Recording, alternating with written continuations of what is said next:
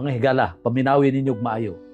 Unsa ang gisulti sa mga tao nga dili gusto nga Bible alone kay gusto nila i-apil ang history ug ang tradisyon. Patok sa gusto ni Hesus nga ilang giangkon nga mo'y nagtukod nila kung unsa ang paagi aron nga maangkon ang kaluwasan. Ang gusto sa mga tao nga dili Bible alone kay gusto nila ang tradisyon ug history, pangitaon ang simbahan nga naa si Pedro kay maoy naghawid sa Yahweh aron nga makasulod sa langit. Pero ang gisulti ni Hesus nga mao kunoy nagtukod nila, niingon nga siya ang pangitaon kay siya ang dalan, ang kamatuoran ug ang kinabuhi. Walay makaadto sa aman kundi pinaagi kaniya. Kining mga butanga ang sagad nga dili masabtan sa tong mga higalang gitawag og mga tagak. Labi na kining sola scriptura ug kining ang simbahan ni Kristo ug si Kristo dili gitawag og managbulag. Siguro basin og nahitabo ba nga masabtan siguro nila, pero maglisod lang gud sila og dawat tungod sa mga pundasyon nga ilang nadawat sa mga sektang ilahang gipasakupan katong mga hilo sa mga pastoy nga gipangtudlo didto nila. Atong hinumduman pinakauna nga never gitudlo ni Ginoong Jesucristo ug sa mga apostol kining sola scriptura. Wala na gitudlo sa mga apostol, wala pod nahitabo nga ang mga apostol kaniadto nagwali nagbit-bit og libro. Ug wa pod sila kailang kaniadto nga naay word nga Biblia that refers to the Old and New Testament. Kaya at that time sa eksistensya sa mga apostol, wala ko man hitabo nga nahuman ang Bagong Testamento sa pagsulat ni anang panahona. Kinahuman og sulat ang Bagong Testamento mga around 99 AD to gitawag og 100. So buti pasabot kana nga panahon wala kaila ang mga apostol nga naa day libro nga gitawag og Biblia that composed of Old and New Testament. So unsaon man pagsuksok ang pagtulun-an nga sola scriptura. Number 2 point sa tawagin ng argumento concerning sola scriptura. St. Matthew chapter 28 verse 20. Ako ginang ginabalik-balik nga sitas. Sumala pa na Ginoong Jesucristo, tudloi sila sa tanan nga akong gisugo ninyo. Wa man ingon si Ginoong Jesucristo nga pabasaha sila ug pagsulat mong mga libro nya pabasaha sila sa inyong mga sunulat. Nya kung dili mabasa sa inyong mga sunulat ayaw ninyong tawag ining tuuhi.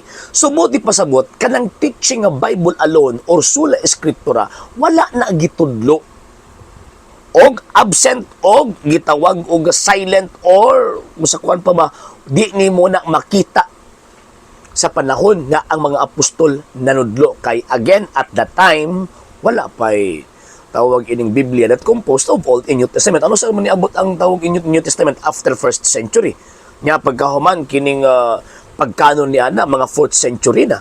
So sa mo pagsuksok anang doktrina nga Bible alone nga at that time wala pa man sila gibit-bit nga Biblia. So, ikaduha nga tawag ining point sa argumento, ingon pa niya nga di daw pwede o gisumpaki ang si Kristo og kining maong tawag ining iglesia nga pangitaon ang matuod nga iglesia. Ephesians chapter 5 verse 23, si Kristo ang ulo, ang iglesia mo iyang lawas. Pag makaplagan nimo ang matuod nga iglesia, makaplagan nimo ang tinud nga Kristo.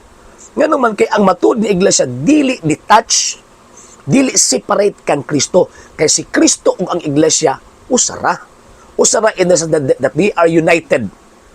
Kumbaga, kasi Kristo mismo ang maghahatag sa kinabuhi ni ining maong iglesia. Colossians chapter 1 verse 17 to 18. So kung makita nimo ang matuod nga iglesia, kita nimo si Kristo. Kung dawaton nimo ang matuod nga iglesia, gidawat nimo si Ginoong Jesucristo. Sama ra nga si San Pablo, gilutos niya ang matuod nga iglesia. Dili man ang kadto mga tawo mo nitiabaw, ang nitiabaw si Kristo. Nga naman kay again ang matuod nga iglesia o si Kristo dili man nagbulag. Kung makaplagan nimo ang matuod nga iglesia, makaplagan nimo ang tinuod na Kristo. Nga naman kay ang Kristo man ang magtutukod sa tinuod nga iglesia. Ang Kristong tinuod mo ay magtutukod sa tinuod nga iglesia. So binutbot na kanang maingon ta mga sukwahi ang tawag ining si Kristo or managlahi ang Kristo ug ang tawag ining simbahan usa kanla ka binutbot kay again ang tinuod nga iglesia usa din na kang Ginoong Jesucristo. Mao na kung magbasa og balaang kasulatan, importante ang tradisyon ug ang kasaysayan. Ngano man kay again sa ko nang giingon sa first 300 years wa may gibit-bit libro diha. Ang naa din na oral teaching og kining gitawag og kining tradition. Ngano man usa man tradition di ay ang tradition, it is a teaching, a thing handed down from one generation to another generation. So kana nga panahon tradisyon ang ilahang tawag ilang gisunod. So di na to masabtan ang nakasulat sa balaang kasulatan kung wa ng tradisyon, kay even ang Biblia product sa tradisyon. And mas labaw na itong masabtan ang tawag ining balaang kasulatan kung kabaluta sa background sa kaysayan nganong gisulat na ug unsay man lang hitabo kaniadto gikan sa 1st, 2nd and 3rd century.